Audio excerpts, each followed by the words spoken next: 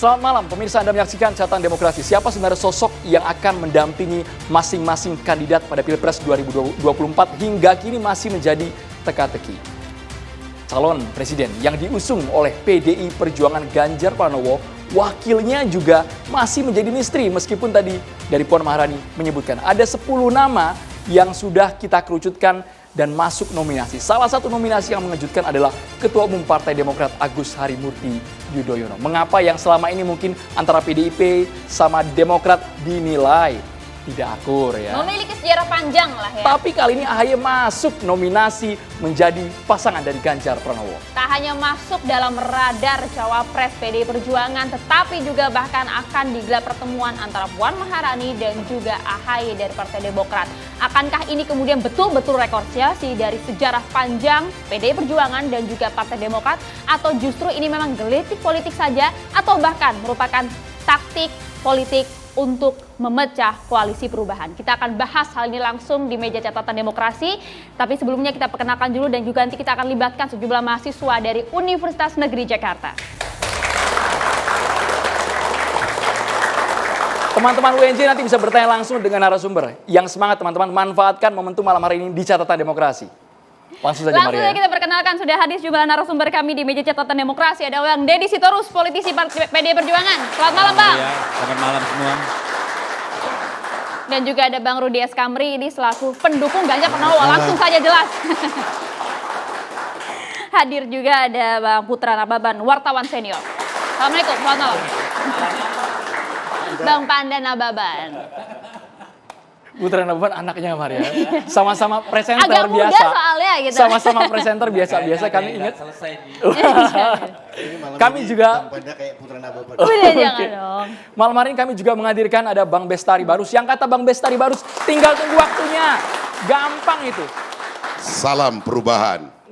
Soal mengumumkan siapa wakilnya Anies tinggal tunggu waktunya. Dan juga ada Bang Gies Khalifa pendukung Anies Baswedan. Selamat malam. Malam, assalamualaikum. Kemudian kami juga menghadirkan Wasekjen Partai Demokrat. Terima kasih banyak Pak Didi Mukrianto. Assalamualaikum. Kita langsung ke Bang Deddy Sitorus.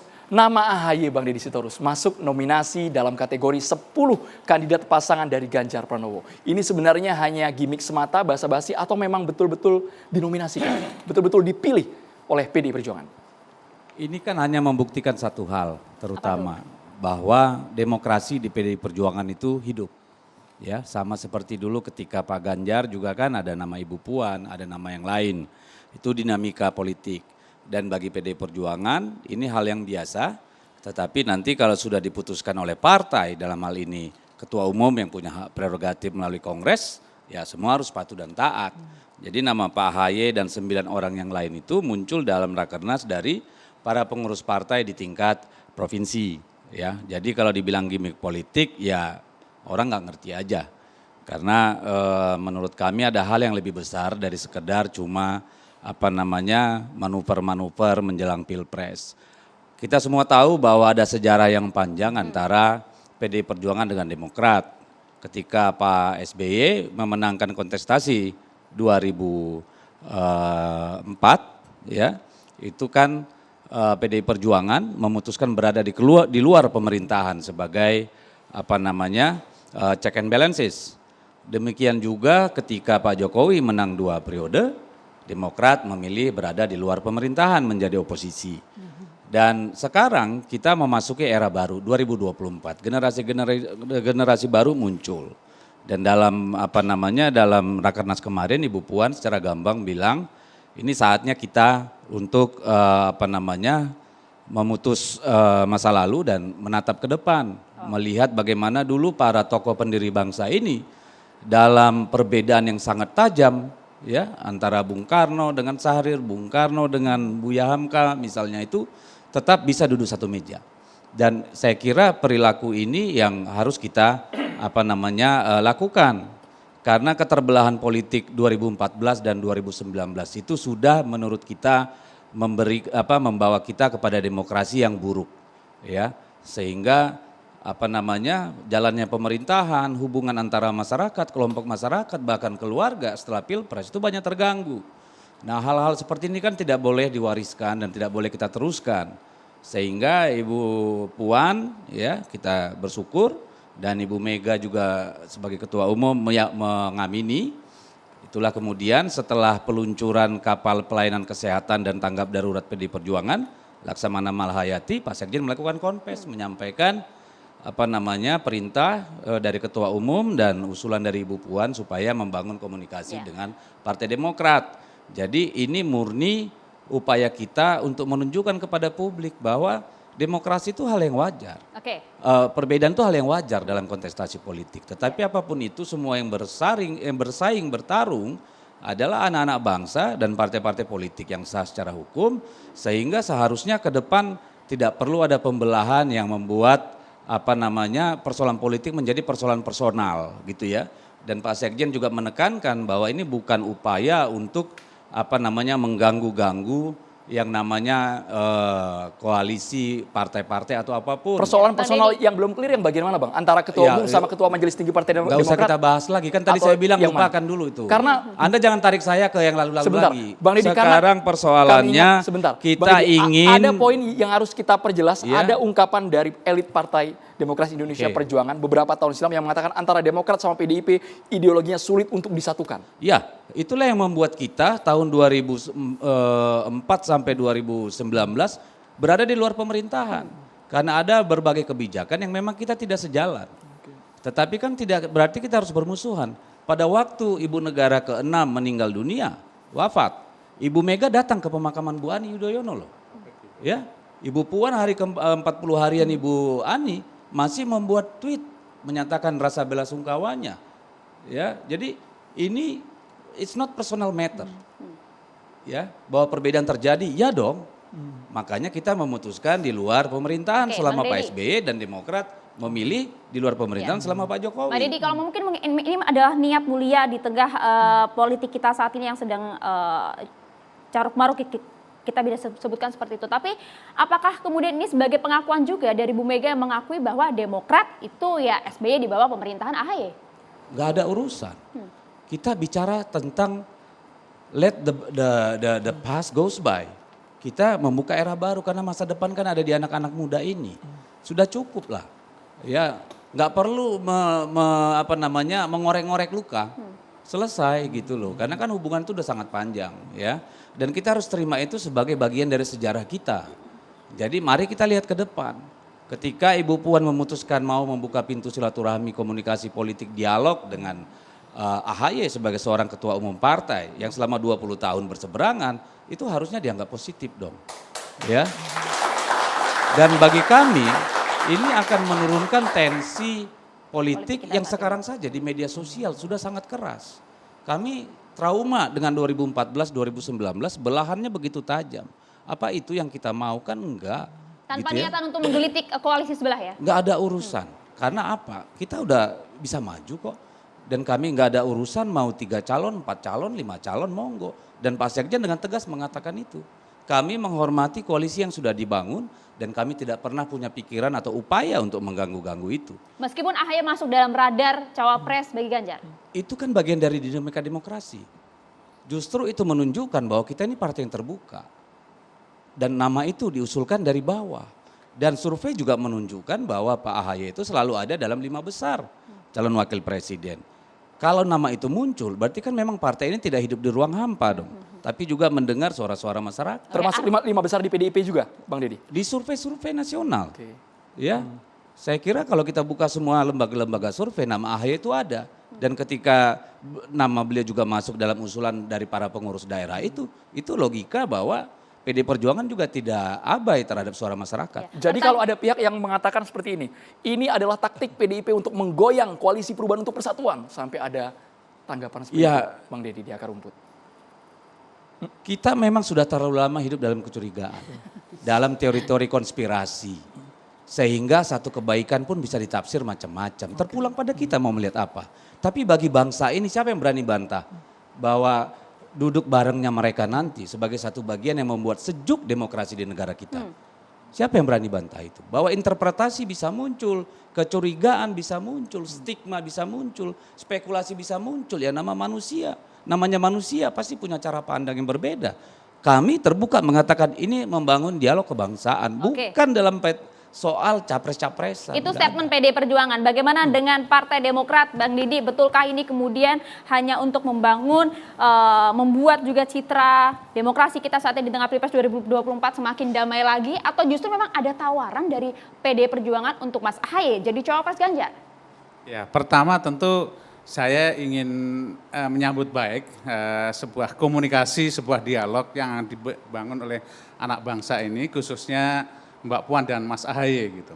Karena bahwa kompetisi atau demokrasi dan politik ini tidak melulu kemudian perbedaan, tidak melulu kemudian pertarungan, tidak melulu kemudian artinya perebutan kekuasaan. Di sana ada ruang-ruang yang lebih mulia bagi bangsa ini, bagi tokoh-tokoh muda ini untuk membangun sebuah hope, membangun sebuah harapan, membangun sebuah bangsa begitu. Nah, saya juga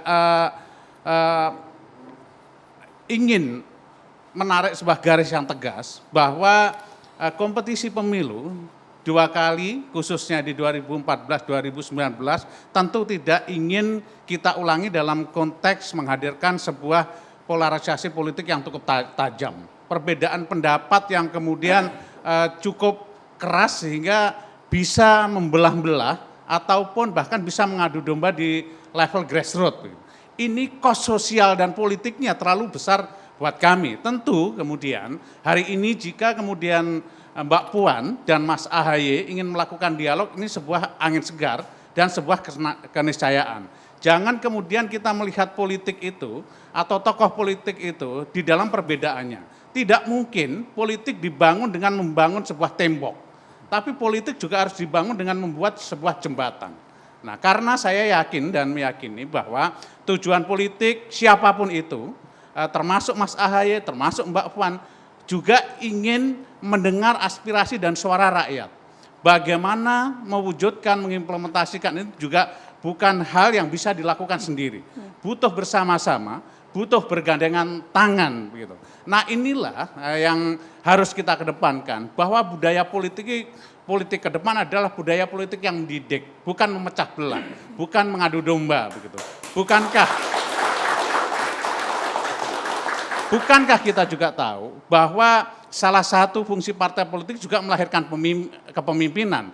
Jika kemudian PDI, Demokrat, Nasdem atau yang lain kemudian mampu melahirkan calon-calon pemimpin bangsa yang lebih besar, generasi-generasi baru untuk memimpin bangsa ini, bukankah ini juga harapan kita semuanya, harapan masyarakat, bahwa kepemimpinan selalu berganti, selalu beregenerasi. Tapi respon Ahaye pribadi bagaimana, Mas Didi? Ya, kami menghormati itu, dan bagi kami kader tidak mengherankan jika Mas Ahaye ini kemudian masuk radar di berbagai survei gitu. Termasuk PD Perjuangan, tidak heran?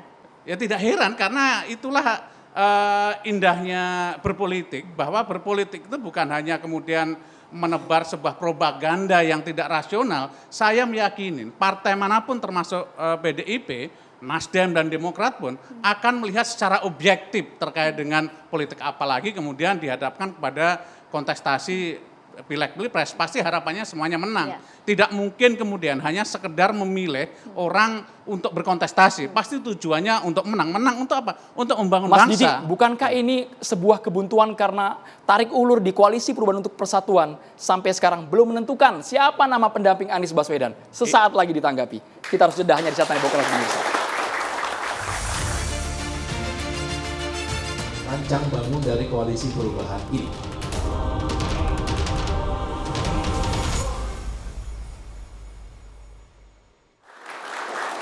Ahaye merespon positif atas nominasi dirinya di calon wakilnya Ganjar Pranowo dari koalisi Demokrat, Nasdem dan juga PKS.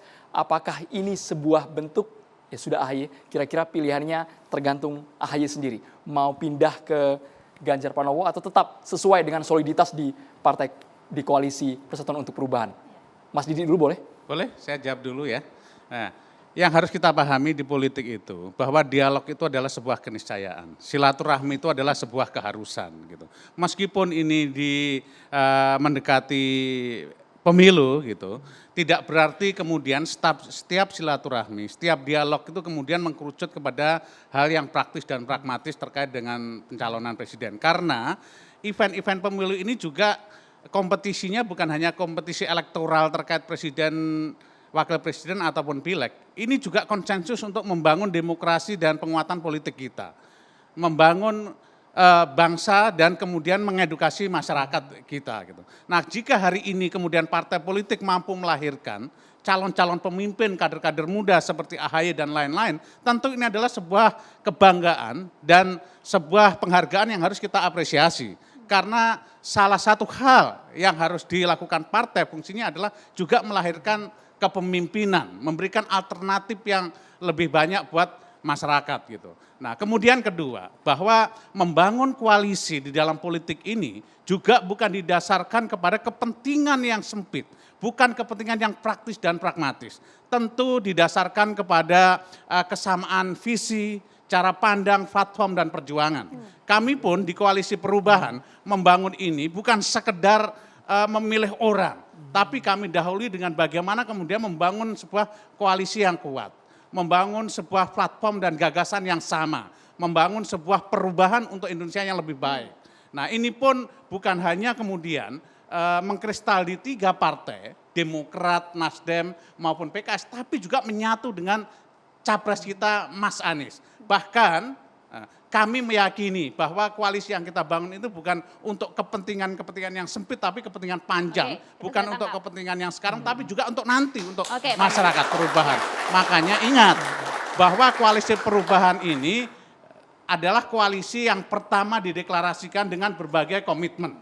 Dan tentu komunikasi ini memang diwajibkan kepada setiap anggota komisi, kepada siapapun termasuk partai politik yang lain.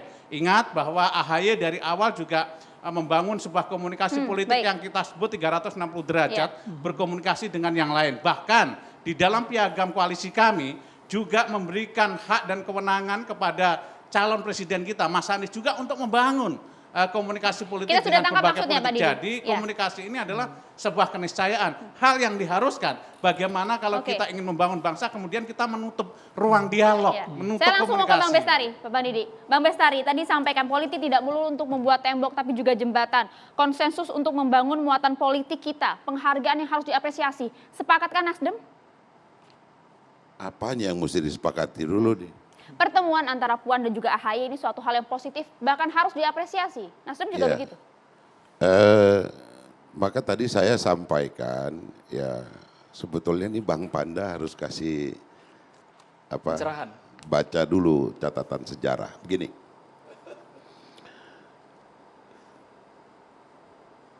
jangankan partai politik, kita pun perlu bersilaturahmi, toh. Silaturahmi itu tentu akan membawa banyak kebaikan. Berbeda ketika kita formal gitu. Formal itu kadang-kadang itu bisa nggak selesai. Tuh Bang Panda yang tahu tuh. Saya banyak belajar dari literatur beliau. Justru di zaman saya muda dulu Bang, yang namanya kongres satu organisasi itu pun bisa selesainya di warung kopi. Dalam framingnya adalah silaturahmi terbatas. Bisa memutuskan apa yang sedang terjadi, 1000 orang di dalam itu sedang bergulamit kalau kata orang di kampung saya itu Pak. Nah maka perlu kemudian dilihat kenapa silaturahmi ini terjadi kan itu. Jika tadi yang disampaikan oleh Bung Deddy memang seperti itu adanya, maka memang untuk menanamkan kepada masyarakat, ini loh silaturahmi politik itu baik sekali. Gitu. Ya. Mungkin lebih dari 20 tahun itu tidak ada teguran dan sebagainya ya. Ada pertemuan yang sifatnya diundang sebagai mantan presiden menghadiri G20 duduk satu meja itu ada. Tapi apakah itu disebut sebagai silaturahmi? Bukan itu. Itu undangan aja gitu. Dan mungkin ada yang sakit atau kemudian ada duka cita, terjadilah kemudian itu saling mengunjungi gitu. Kunjungan itu bukan silaturahmi, tapi takziah kalau di saya gitu ya. Nah, jika memang itu untuk satu kebaikan, maka memang menyampaikannya pun harus dengan baik. Sehingga ini kemudian ditangkap oleh masyarakat, oh baik sekali ini. Kan itu tuh. Yang ditangkap oleh masyarakat ini, kalau cuma sepihak yang didengarkan, ini kan baik sekali ini. Gitu. Alhamdulillah, mudah-mudahan itu memang baik sekali tujuannya gitu. Nah, kalau ditanya tadi tentang Demokrat, tentu Demokrat lah yang paling tahu soal itu ya. Cuman saya ngelihat begini, Bung Dedi, kami pun pernah gitu loh menjaring, muncul nama Pak Ganjar gitu. Tetapi kemudian penerimaannya kok berbeda gitu dengan yang diterima oleh Demokrat gitu. Kita nama muncul, Demokrat menerimanya, ya ini mungkin karena memang sudah sangat rindu ya dengan pertemuan itu, kemudian menyikapinya, oh paten ini, ya kan gitu kan. Cuman kami melihatnya kok ketika kami menyaring ada nama Pak Ganjar, ini menjadi semacam satu kesalahan gitu. Ini Bang Panda harus jelaskan kenapa begitu gitu loh. Padahal Bang Surya itu dengan Bu Mega itu bersahabat sangat baik gitu. Nah, apakah itu kemudian mengkonfirmasi apa yang disampaikan Bung Dedi sama dengan ketika teguran itu datang kepada salah satu partai yang mencalonkan namanya Pak Ganjar Pranowo.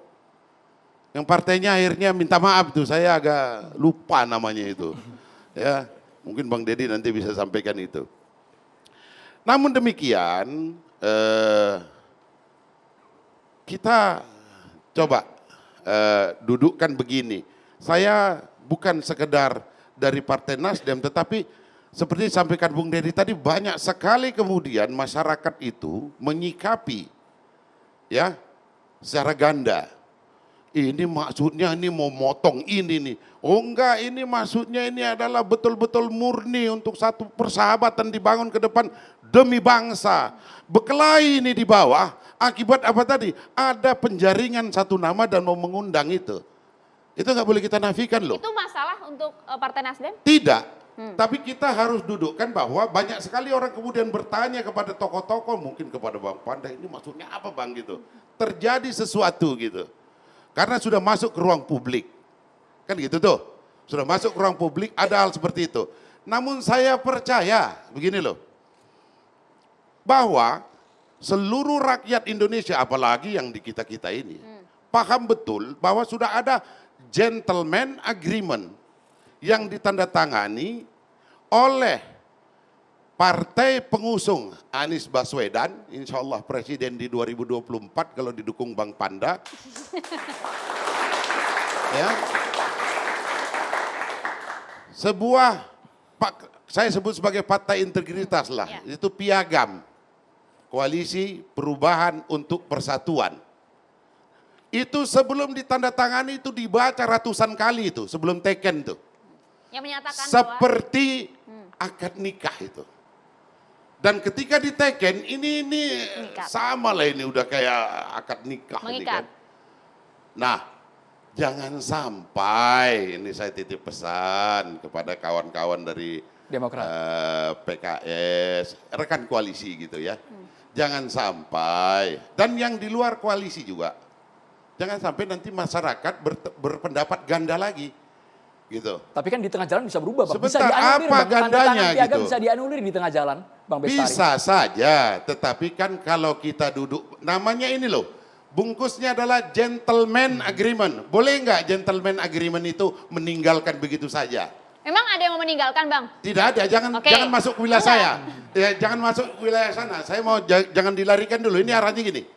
Jangan sampai loh, dengan gerakan-gerakan politik yang kelihatannya santun ini, justru masyarakat di sana akan melihat ini kok ada kayak mau ada gerakan pelakor politik gitu loh. Bang, masyarakat di sana udah akad, soalnya udah akad Bang, udah kawin, tinggal kapan pestanya. Kemudian maka saya yakin apa yang disebutkan Om Dedi tadi, ini tidak ada kaitannya dengan cawapres-cawapresan yang ditawarkan gitu. Karena apa? Saya yakin PDI Perjuangan atau partai lainnya itu tahu persis bahwa ini udah akad nikah. Bang Bestari, Kalau sebentar. sudah akad nikah nggak boleh diganggu Bang karena Bestari. itu nanti jatuhnya jadi pelakor. Gitu. Soal, Saya kira itu. soal akad nikah Bang Bestari, apakah ini memang sudah mengkerucut satu nama? Karena terakhir yang kami dengar 5 nama yang beredar di Koalisi Perubahan untuk Persatuan. Apakah sudah mengkerucut ke AHY, pasangan untuk Anies Sudah Baswedan? dikantongi kata Bang Kesannya Anies. sudah akad nikah ini Bang, sudah ijab kabul. Saya kayaknya. baru menawarkan diri untuk jadi cawapres. Loh, kenapa tidak? Jadi itulah yang di dalam tadi sudah disampaikan oleh Bung Didi. Kita bulat-bulat Oke. ini, ketua umum partai bulat-bulat menyerahkan semuanya kepada Pak Anies dan tanpa batasan waktu. Asal jangan lewat jadi tanggal pendaftaran, maksudnya begitu. Nah, jadi siapa orang itu sudah ada. Pada waktu Pak Anies itu datang, Bung Anies datang ke Partai Nasdem kaitannya dengan pendidikan, apa namanya, Bacalek, DPR RI, itu ada doorstop, beliau sampaikan, tenang, sudah ada di sini. Nah, kalau dia pun agak lambat sedikit menjelaskan atau menyampaikan kepada masyarakat, pada publik, ya, ini kaitannya dengan strategi saja. Kita ini udah terlalu cepat kemarin melaunching nama Pak Anies. Jadi nama wakil presidennya kita tunggu aja nanti Bang Panda ngomong apa, yang ini ngomong apa, calon dari Baik, Pak Prabowo Bang Bestari. ngomong apa begitu. Baru kita yang terakhir. Bila mana itu tanggal pendaftarannya tanggal 14 Februari misalnya gitu. Ya kita datanglah tanggal 14 jam 23:35 gitu. Nah, jadi nggak ada lagi kita bisa diantisipasi atau dikerubutin gitu. Biar mulus saya gitu. Bang Deddy mau Oh, komentar nampaknya nih. ya. Bang Deddy harus Bang Deddy komentar, mau Bang komentar Deddy. nih kayak. Jadi gini, bulan Juni Nasdem itu mengumumkan 3 nama sebagai calon presiden. Bulan Agustus Ibu Puan datang berkunjung ke kantor Nasdem. Belum pernah ada komentar dari PDI Perjuangan tentang calonnya Bang Bestari ini, ya. Jadi nggak ada masalah dan tidak pernah ada masalah sebelumnya. Kalau dengan Demokrat tadi sudah kita bilang, selama 10 tahun SBY berkuasa dan Partai Demokrat kami memilih di luar pemerintahan. Pak Jokowi menang pemilu, PDI Perjuangan berkuasa, Demokrat memilih di luar pemerintahan. Now the time is over untuk itu. Maka kita coba membangun langkah baru ke depan. Tidak dalam konteks calon-calon presiden, calon wakil presiden. Nanti akan dibuktikan oleh waktu. Jadi nggak usah takut pelakor, asal cintanya memang sudah tanpa syarat gitu loh. Tapi kalau cintanya masih bersyarat-syarat ya wajar kalau khawatir. Jadi jangan kegeeran juga Bang ya? Enggak lah jangan. Karena kan Sekjen jelas bilang, kami menghormati koalisi yang sudah dibangun oleh Nasdem, Demokrat dan PKS. Tetapi kami membangun dialog Karena kebangsaan. waktunya justru menimbulkan kecurigaan kalau kata Mbak Bestari makna ganda. tadi Hal katanya yang Bang baik Deddy. itu nggak bisa diatur-atur. Kapanpun itu terjadi, itulah takdirnya. Ya, gitu aja. Takdir baik Mbak Bestari, takdir baik. Mungkin itu ingin disampaikan kepada pihak lain, bukan kepada kami. Karena kita juga justru mengcover PDI Perjuangan, jangan sampai ada komponen masyarakat ini memberikan penilaian. Begitu loh, Masyarakatnya bukan Nasdem ya? apabila ada hal-hal udang di balik batu gitu loh.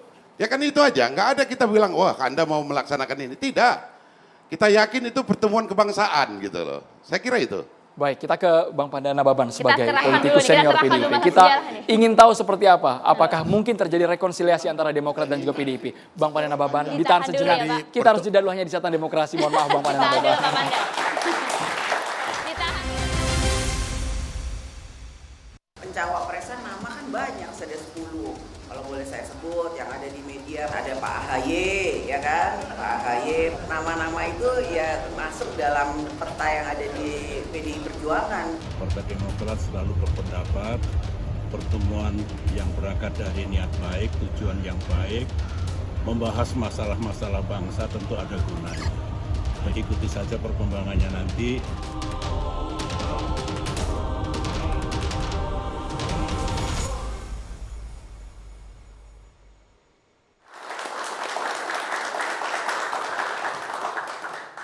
Ya kita langsung minta pencerahan nih kepada Pak Pandana Baban. Betulkah kemudian sejauh ini sejarah politik panjang Demokrat dan juga PDIP kemudian bisa rujuk ibaratnya hanya dengan pertemuan Mbak Puan dan juga AHY di tengah dunia politik kita saat ini yang sedang tidak baik-baik saja? Jadi ini agak unik ini di depan mahasiswa. Jadi terus terang sejarah waktu dulu Soeharto menyiksa Soekarno di Wisma Yaso dan menyakitkan sekali. Bayangkan sakit dikasih dokter hewan segala macam. Bagaimana perasaan Ibu Megawati dan kemudian bisa dengan tanpa beban bertemu dan berkumpul dengan Tutut, putri kesayangannya Soeharto. Itu terjadi. Jadi setelah saya lihat ini kembali seperti sejarah berulang. Bagaimana kemudian anaknya SBY dengan anaknya Bu Megawati, Puan dengan ini bisa bercengkerama, bisa ketemu. Memang secara khusus kebetulan atas pertikaian perbedaan mereka berdua ini, saya mengambil peran penting, mencoba menjembatani mereka, yaitu antara SBY dengan Ibu Mega, dan tak berhasil. Ya ini biar jelas dulu, ya kan? Tapi namun demikian dari tingkah laku, gerak dan ekspresi daripada Puan itu tidak ada menunjukkan ada ketidaksenangan. Karena kedua orang tua mereka itu tidak akur. Jadi itulah satu teater keindahan yang dilihat dari peristiwa ini. Nah kemudian juga tanpa sadar, ini juga jadi pembelajaran politik, ini terjadi satu rekonsiliasi. Bangsa ini makin kuat dengan silaturahmi. Bahwa silaturahmi itu ada maksud-maksud tertentu. Iya. Partai Golkar datang ke ini, partai apa datang ke hari, partai ini datang kemari, partai ini datang ke sini, ketemu. Moga-moga itu bukan dalam teknik tipu menipu. Moga-moga. Ini kan kalau tipu menipu ini harus cerdas kita. Kita ditipu, kita nggak pernah menipu, itu namanya nasib. Saya tukang tipu, menipu, ditipu, sakit. Sakit kan? Nah, ada lagi yang lebih canggih dari situ. Kita nikmati ditipu. Wah itu sudah ban hitam. Sudah ban hitam QQ itu. Jadi kalau saya lihat peristiwa ini terus terang aja mendorong bagaimana menghadapi 2024 lebih sejuk, lebih persaudaraan lebih tinggi, dan kemudian ada satu hal biar mahasiswa tahu, di kalangan partai politik ada kode etik yang tidak tertulis, yaitu tidak boleh saling mencela internal partai. Dan itu hampir tidak terjadi. Saya misalnya membahas, menceritakan Nasdem itu apa begini, itu nggak etis. Dan itu tidak terjadi, itu hebat itu. Kekuatan bangsa Indonesia di mana pilar-pilar politik yang dibawa oleh partai politik, di antara sesama partai politik itu ada kode etik yang tidak saling mencela. Jadi dalam kerangka itu lihat bagaimana bangsa ini menghadapi 2024. Dan kemudian terus terang ada satu kalau dikatakan sebenarnya ini kenapa begini. Saya juga termasuk orang yang merindukan kapan lah ini koalisi perubahan ini mengumumkan wapresnya. Itulah salah satu contoh. Iya kan? Karena begitu Oktober semangatnya bukan main kan? Ya kan? Kemudian bisa menentukan sendiri dan sebagainya, gitu. Tapi nggak tahu, menimbulkan banyak pertanyaan dari situ. Jadi inilah dari saya kalau tadi dilihat refleksi daripada sejarah, bagaimana bangsa ini pernah luka, kemudian diobati, kemudian luka, kemudian diobati, ya. Jadi itu ada satu kekuatan kita sebagai Bhinneka Tunggal Ika ini adalah bangsa yang cukup toleran, cukup kuat, dan tidak mempunyai kekhawatiran kita dipecah belah. Itu aja. Bang Panda, ditambah ini ada pernyataan dari Ketua Majelis Tinggi Partai Demokrat, Susilo Bambang Yudhoyono, yang mengatakan kalau yang namanya hal baik itu pasti selalu membawa kebaikan. Ini cukup mengejutkan kami semua. Pernyataan yang sangat merespon dengan positif atas hubungan antara Puan dan juga AHY ini. Jadi reaksi Anda apakah pasang surut yang dulu pernah akrab banget, kemudian renggang banget, sudah berakhir sekarang? Mungkin rekonsiliasi ini. walau alam. Tidak, artinya begini, boleh aja dengan komentar-komentar yang begitu, orang nanti akan lihat realitanya, lihat ke depannya. Tapi ini udah satu cara yang baik, adanya komunikasi antara Puan dengan AHY itu sudah satu hal yang baik gitu. Jadi loh. jembatan lah ya? Iya, itu. Jadi bisa menetralisir kemungkinan atau friksi-friksi yang akan menunggu di depan. Baik, gitu Bang loh. Panda. Kita juga boleh libatkan mahasiswa. Bapak-bapak, sebelum dijawab Bang Bestari, boleh Bang Bestari, ada mahasiswa yang ingin bertanya? Boleh Mas pertanyaannya? Ya, terima kasih atas kesempatannya. Menarik yang tadi disampaikan oleh abang-abang semua.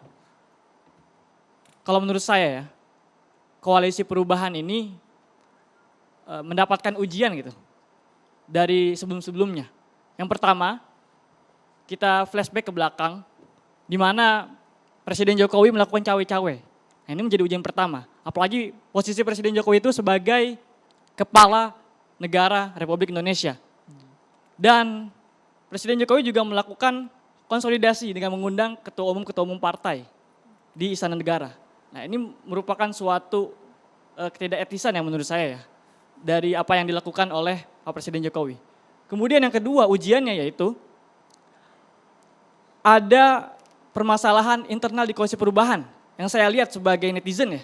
Karena kita lihat di media pun dari Partai Demokrat itu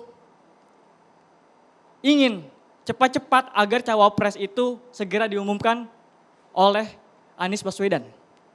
Nah, itu yang kedua. Kemudian yang ketiga, ujian yang menimpa koalisi perubahan itu terkait dengan yang sekarang terjadi, yaitu adanya pertemuan antara PDIP dengan Demokrat sehingga menimbulkan berbagai pertanyaan-pertanyaan dari masyarakat. Apakah ini merupakan jegalan ataupun emang ini murni untuk negara? Nah, yang menjadi pertanyaan saya, terutama untuk Partai PDIP, kenapa gitu? Partai PDIP ini seolah-olah begitu semangat sekali untuk dalam tanda kutip ya, menyelengkat ataupun menyeleding partai di koalisi perubahan dengan salah satunya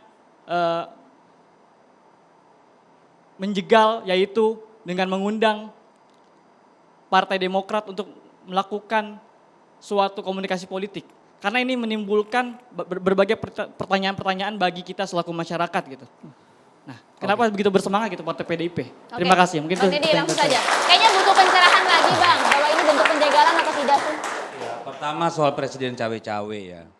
Saya kira cukup jelas Pak Jokowi menyatakan cawe-cawe dalam artian ya tidak menyalahi aturan, konstitusi dan sebagainya. Karena bagaimanapun beliau sebagai seorang manusia, warga negara, punya hak untuk berpartisipasi dalam politik. Dan beliau dengan jelas mengatakan tidak akan melanggar aturan apapun. Dan kami di PDI Perjuangan juga berkepentingan menjaga kualitas pelaksanaan demokrasi kita. Supaya tidak ada penggunaan unsur-unsur kekuasaan, unsur-unsur negara untuk memenangkan kandidat tertentu. Dan itu sudah sangat jelas diyakinkan oleh Pak Jokowi. Soal Presiden melakukan pertemuan dengan siapapun di Istana Negara, kediaman resmi Presiden, saya kira kita nggak perlu terlalu jauh menanggapinya. Karena jangankan pertemuan silaturahmi di antara partai pendukungnya, ya, yang mana pertemuan seperti itu sebelum Pak Jokowi juga biasa dilakukan oleh Presiden sebelumnya. Tapi tidak pernah seramai ini. Jadi jangankan ketua partai politik, rakyat biasa juga diterima di istana. Menikahkan anak pun bisa di istana. Jadi kita janganlah termakan propaganda yang tidak perlu. Yang kedua, kok PDIP bersemangat sekali menyeleding koalisi perubahan. Menyelengkat tadi Bang Basem. Iya kan dia bahasa Indonesia kan, menyelengkat itu bahasa apa? Bahasa kekinian. Bahasa menyelengkat. Ini kan sudah asumsi. Itu interpretasi yang nggak benar. Ya, kenapa? Sejak awal ketika menyampaikan kepada publik kami ingin membangun dialog dengan Demokrat, sudah dijelaskan bahwa kami menghormati koalisi yang sudah ada. Tidak ada maksud kami untuk menarik-narik. Seharusnya Anda sebagai orang muda justru bangga. Karena apa? Kami partai pemenang pemilu yang sedang berkuasa. 2 kali menang pemilu berturut-turut. Tetapi kami membuka hati dan pikiran untuk kepentingan yang lebih besar. Kami berharap apa yang sudah terjadi di masa lalu tidak diteruskan di masa yang akan datang. Lalu apakah kami harus menunggu habis pemilu baru kami datang berdialog? Hal yang baik itu kapanpun diinginkan ya lakukan, gak usah menunda besok-besok. Yang penting niat kami murni, tidak ada urusan. Dan Demokrat juga saya kira tidak akan semudah itu, mereka bukan orang bodoh. Tiba-tiba hanya karena diundang dialog terus lompat dari koalisi perubahan, saya juga pikir nggak sebodoh itu mereka. Dan kami juga tidak serendah itu, PDI Perjuangan tidak punya sejarah pecah belah. Ya, jadi jangan menanggapi terlalu negatif lah. Baru silakan menanggapi. Mungkin ada mahasiswa tahun 2013 belum menjadi netizen. Tahun 2013 menjelang tahun 2014 Pilpres, waktu itu calon presidennya adalah Pak Jokowi Yusuf Kala versus Pak Prabowo dan Pak Hatta Rajasa. Pada waktu itu presiden kita, presiden ke-6, Bapak Susilo Bambang Yudhoyono ada dalam Google itu. Dia akan mendukung Prabowo Subianto kalau mau melanjutkan pembangunan yang sudah dirintis oleh Pak SBY. Jadi artinya cawe-cawe di sini bukan untuk merecoki ya ini ya. Ini adalah sekedar bagaimana seorang pemimpin memastikan kesinambungan pembangunan gitu. Jangan sampai kita ini rakyat loh. Saya bukan orang partai ya Mas ya. Saya bukan orang partai. Kita sama-sama rakyat. Jangan sampai skema pembangunan nasional ini maju mundur kayak poco-poco gitu. Ganti pemimpin, ganti lagi. Kita yang rugi. Dan menurut saya perlu saya yakinkan juga dalam, coba ceklah di dalam pemberitaan apapun. Pak Jokowi selalu bilang bahwa tidak akan mencampuri mekanisme partai. Itu yang penting. Kalaupun dia cawe-cawe hanya sekedar meyakinkan kita bahwa ini loh pembangunan yang investasinya 10 tahun ini harus dipastikan ada berkelanjutan ke depannya. Itu saja yang ingin saya sampaikan. Oke. Terima kasih. Bang Bestari tadi belum tuntas tadi. Begini, mahasiswa juga bagian daripada anak bangsa yang juga harus mendapatkan macam-macam masukan gitu.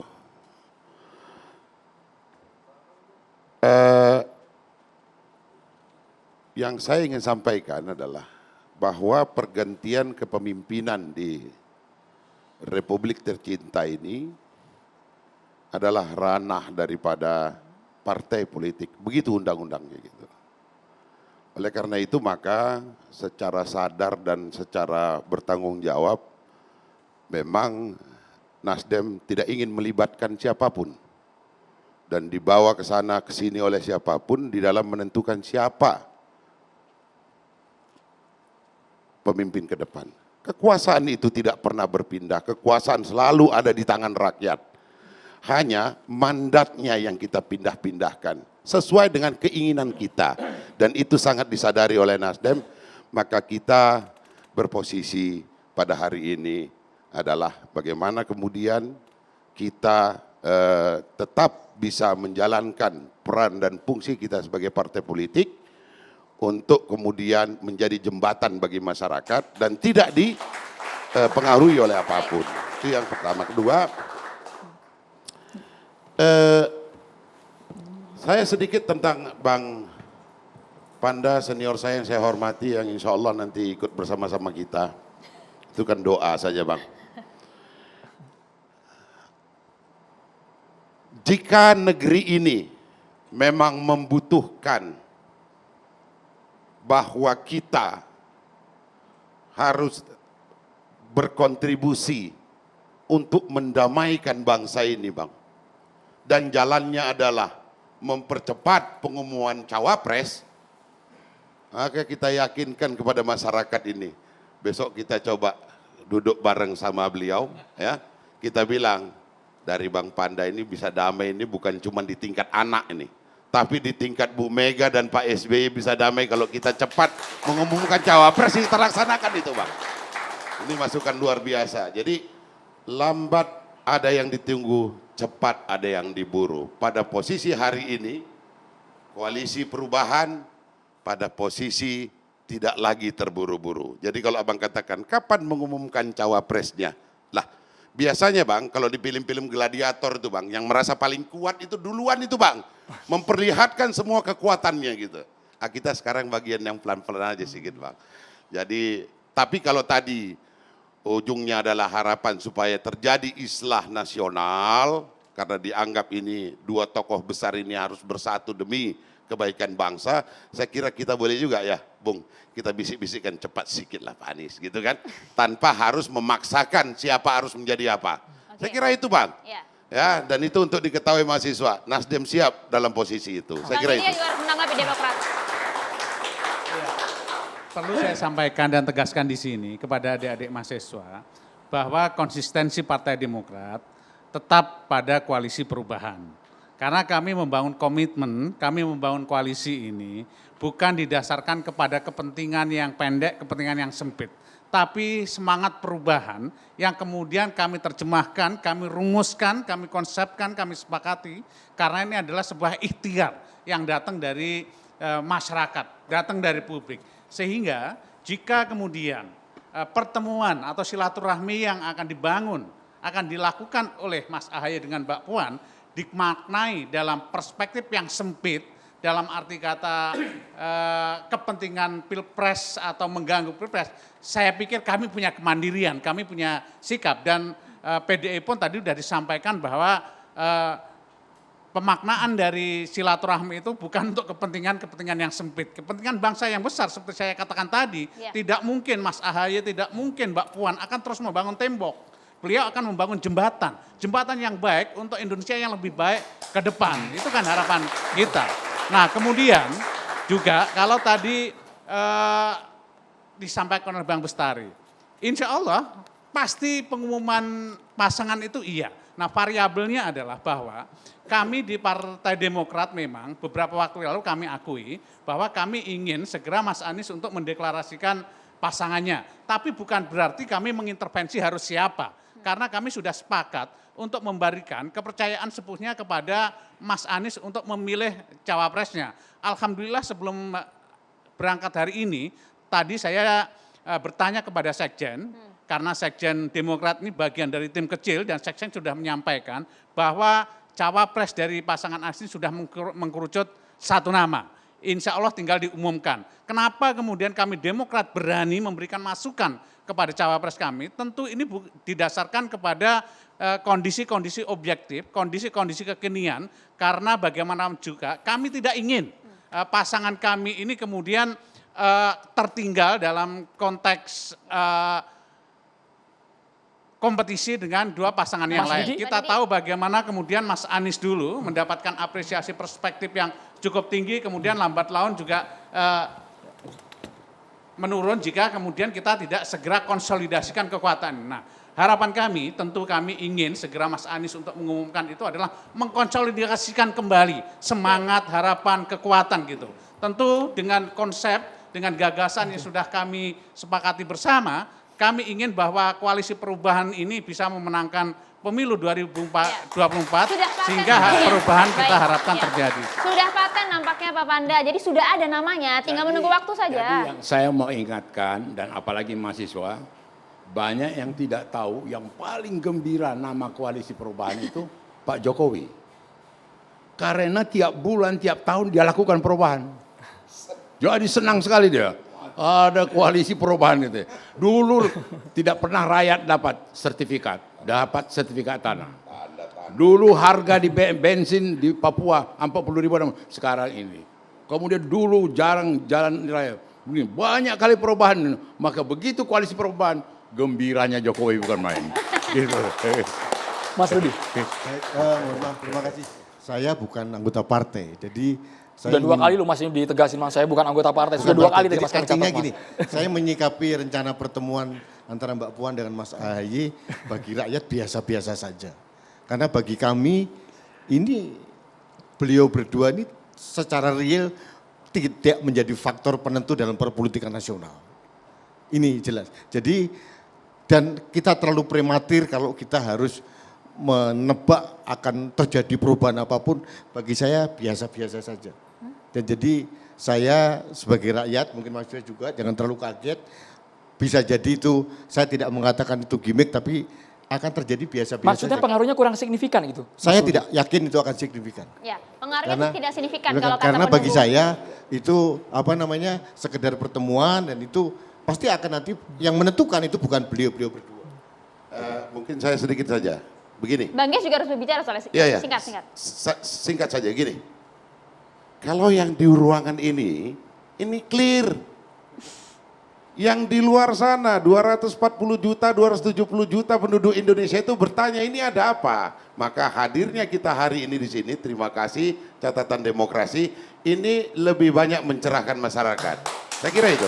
Oke, Bang Gies, pertemuan biasa kalau kata pendukung Ganjar, pendukung Anies bagaimana? Terima kasih. Assalamualaikum warahmatullahi wabarakatuh. Pertama-tama saya ucapkan selamat atas suksesnya Formula E yang dilaksanakan di Jakarta kemarin. Yang diinisiasi oleh Anies Rashid Baswedan. Jaket saya pun sudah menjadi Eprik Indonesia.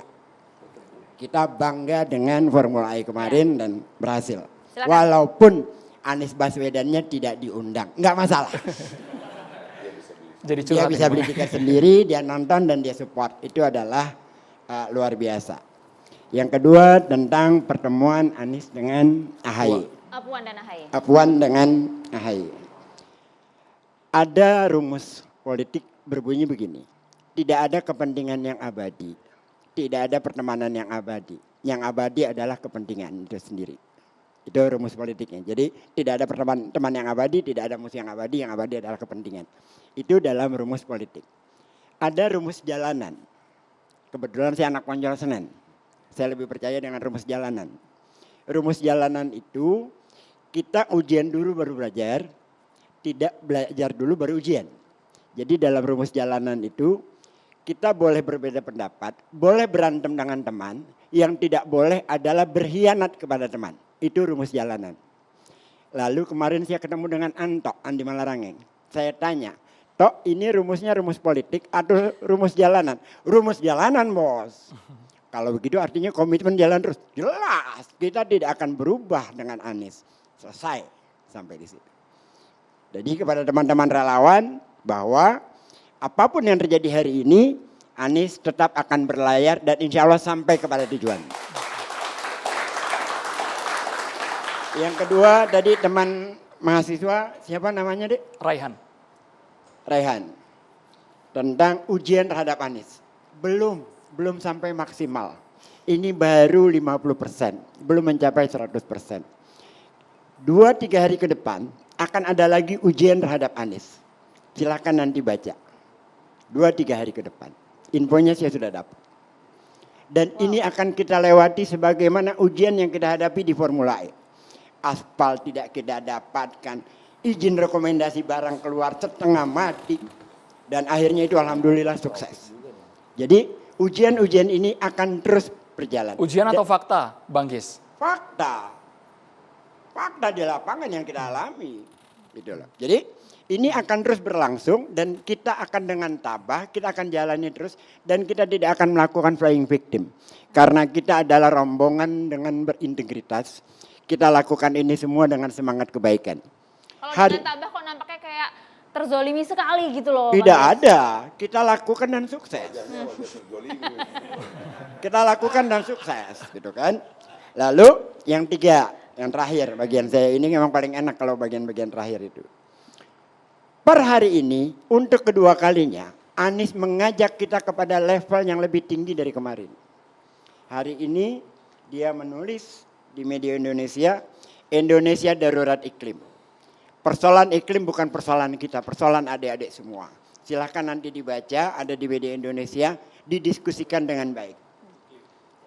Jadi Anies hari ini menulis. Minggu lalu dia menulis tentang meluruskan jalan, menghadirkan keadilan. Ini bukan kampanye kan, maksudnya apa nih Bang Gies? Artinya bahwa Anies itu menaikkan level dari persoalan sekedar, persoalan koalisi politik, apa segala macam. Dia menaikkan kepada level gagasan. Mari kita berbicara tentang gagasan bagaimana bangsa ini ke depan. Saya kira itu naik level kita. Bang Gies, tapi yang jadi pertanyaan kita malam hari ini, apakah kriteria seperti AHY dibutuhkan oleh Anies Baswedan? Apakah kriteria seperti AHY dibutuhkan oleh Ganjar Pranowo? Dijawab sesaat lagi, kami harus jeda hanya di Catatan Demokrasi Indonesia.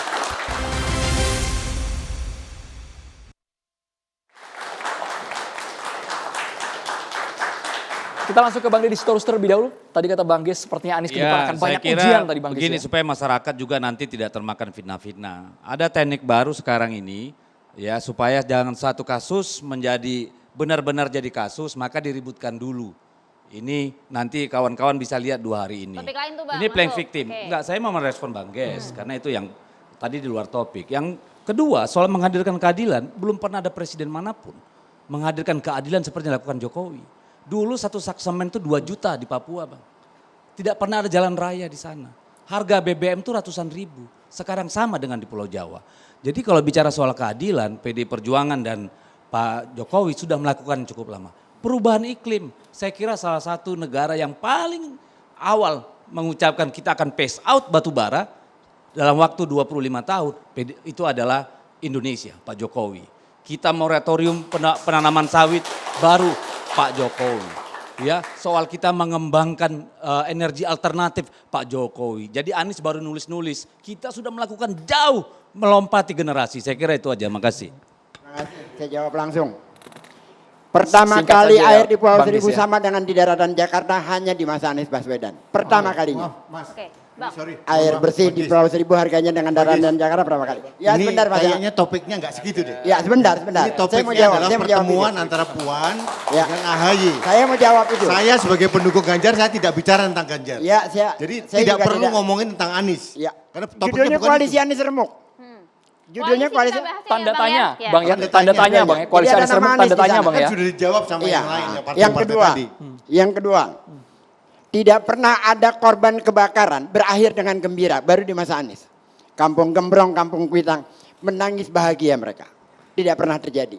Jadi kalau soal jalan keadilan yang dilakukan oleh Anies udah diberikan contohnya. Pulau terjauh dari Jakarta. Sabira. Termasuk Kita tidak masuk topik ya, adanya Bang. anggap PBD untuk subsidi rakyat ketika COVID. Itu keadilan juga. Baik, kita secara Oke, makasih. bergantian. Saya kira Sekarang kalau- gilirannya sebentar, Bang Rudi Ya. S. Kamri. Mohon maaf, ini saya kembali ke topik. Ya, Saya topik, Bang. takut sama sebelah saya paling senior. Bahwa ini adalah kita merespon bagaimana pertemuan AHY terkait dengan apakah itu koalisi Anies remuk atau tidak. Sudah dijawab sebetulnya sama beliau-beliau yang berkepentingan. Jadi remuk ini. atau enggak sebenarnya? Menurut saya pribadi melihat tidak ada relasi itu. Dan saya yakin meskipun saya tahu sebagai pendukung Pak Ganjar, saya menghormati benar bahwa cawapres itu porsinya partai-partai. Kita nggak ikut. Tapi kalau saya melihat sebagai rakyat, saya tidak berharap AHY jadi wakilnya Ganjar. Itu saja. Pertimbangannya apa? Jadi, banyak pertimbangan. Pertimbangan Salah karena topiknya ini bukan masalah cawapres ya. Jadi saya pikir pertemuan itu jangan terlalu diinterpretasikan terlalu jauh menurut saya. Jadi bukan hanya itu. Jadi kalau rekonsiliasi apa salahnya sih? Dan saya salah satu yang mendukung supaya segregasi masyarakat di Pilpres tahun 2024 tidak terjadi. Kalau mereka bertemu, anak-anak muda generasi kedua, partai-partai bertemu, ya bagi saya wajar-wajar aja. Tapi jangan berharap akan ada perubahan mendasar tentang perpolitikan kita secara signifikan. Saya tidak yakin. Tapi tidak akan sampai proses ijab kabul menurut Mas Rudi S. Kamri. Tidak, saya yakin tidak. Karena saya meskipun bukan orang PDIP, saya mau percaya dengan integritas PDIP yang tidak mengganggu rumah tangga orang lain. Mereka bukan tipikal pelakor juga sih. Oke. Dengar kan Bang? Istilah baru ya. Iya, ada pelakor politik. Jangan ada pelakor politik. Setuju? Ah, Saya kira dari saya itu aja. Ya. Terima kasih. Bang Bestari, kalau Anda melihat cocok tidak sih kalau Anies AHY gitu? Kalau tadi kan Puan AHY menurut relawan tidak, tapi kalau menurut Bang Bar? Ketua Umum kami, Bang Surya Paloh, ya, yang sahabatnya Bang Pandana Baban, itu pernah menyampaikan di kantor Demokrat pada waktu itu.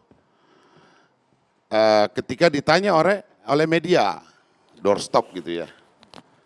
Bagaimana dengan ketua AHY sebagai ketua Demokrat?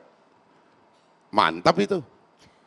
Tetapi hari ini ada satu gentleman agreement itu balik lagi ke sana kalau ditanya Jadi itu. kapan Bang? Di Gentleman of Agreement itu ada tanggal nggak? Pengumumannya kapan? Tidak ada. Itu yang membuat AHY jadi ragu Bang. Oh tidak, karena AHY juga, Bang Surya juga, dan Ketua Umum Presiden PKS juga baca itu berkali-kali. Tidak ada ternyata tanggal di sini, cocok lah ini. Jadi strategi kapan untuk melonsing nama itu kembali kepada Pak Anies, diberikan mandat itu. Ya, dan hak saya berharap di ujung aja. Biar dulu Bang Panda yang umumkan cawapresnya. Atau Pak Prabowo nanti mengumumkan cawapresnya. Keburu diambil nanti cawapresnya Bang sama Ya, yang di Pak. sebelah. Keburu diambil kan sudah cawapresnya. dikatakan. Sudah paten kayaknya. Maksudnya, Siapa tahu AHY malah belok ke yang kanan. loh, kan kita sudah serahkan kepada Pak Anies siapa yang harus menjadi cawapresnya, itu beliau umumkan. Oke. Bisa aja nama saya. Kan kita nggak tahu nih. Ya. Kasih dulu. Ya, kita tunggu. Itu dia. Kalau gitu langsung saja, Pak Panda. Oh nggak Pak Panda? Aku mendengar omonganmu ini sedih, aku berat kali tugas Anies. Enggak, aku tambah kasihan sama Anies, berat kali tugas dia. Oh. Tidak ada pekerjaan presiden. Nah ini calon dulu kita buat atau presiden. Tidak ada pekerjaan calon presiden yang ringan Bang. Kalau ringan-ringan itu serahkan ke yang lain gitu. Jadi memang berat Tapi Pak Panda. yang paling menarik dari diskusi kita ini, itu yang saya sampaikan tadi, bergembiranya Presiden Jokowi ada koalisi perubahan. Itu aja, gembira. Karena yang mengkampanyekan Pak Jokowi punya, ada koalisi perubahan. Itu kita ada di dalam berubah itu, katanya. Tidak udah dikerjainya tiap hari, tiap minggu, tiap bulan. Kegembiraan Pak Jokowi itu kegembiraan kita Bang sebagai anak bangsa. Betul itu Bang. Mas Didi. Kalau pemimpin gembira, rakyat pun mesti gembira. Kan begitu tuh. Iya betul. Bang Didi. Konsep koalisi perubahan ini tentu bukan hanya sekedar diksi, tapi ini dibangun sebagai ikhtiar dari Demokrat, Nasdem dan juga PKS untuk mendengar suara rakyat yang ingin perubahan ke depan yang lebih baik. Konsepnya itu. Kedua adalah bahwa kami di koalisi perubahan termasuk Demokrat memang sudah sepakat untuk menyerahkan kepada Pak Anies untuk memilih cawapresnya. Namun yang perlu kami tegaskan juga bahwa sesama partai koalisi kami sama-sama punya ekualitas dalam menyampaikan sebuah pesan atau harapan. Kami tidak pernah mengganggu baik Nasdem atau PKS untuk mengusulkan siapapun. Karena itu memang keputusannya di ranahnya Pak Anies. Sudah kita kuasakan di sana.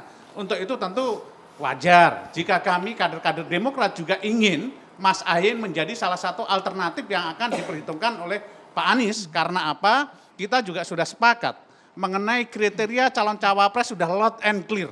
Bagaimana kriterianya? Mas Didi, mohon maaf. Apa jangan-jangan ini strategi dari Mas Ahy pertemuan dengan Mbak Puan supaya Mas Anies cepat mengumumkan ngambil dirinya Mas Tidak ya? ada Pak. Kami tidak bersiasat. Kami tidak pernah bersiasat. Kami tidak pernah membangun sebuah gimmick. Karena resiko siasat dan gimmick itu adalah korbannya adalah rakyat. Kami representasi kepentingan rakyat, kami representasi harapan rakyat. Sehingga yang kami lakukan ini murni adalah keinginan sebuah anak bangsa, calon pemimpin. Kita pegang itu ya. Baik. Terima kasih banyak Mas Didi. Sesaat kita akan dengarkan tausiah. Tapi kami harus ingatkan bahwa besok ada program spesial. Karin Ilyas akan wawancara langsung dengan Menko Kemaritiman dan juga Investasi Luhut Binsar Panjaitan secara live hanya di TV One. Jangan kemana-mana. Sesaat lagi Carta Demokrasi akan segera kembali pemirsa.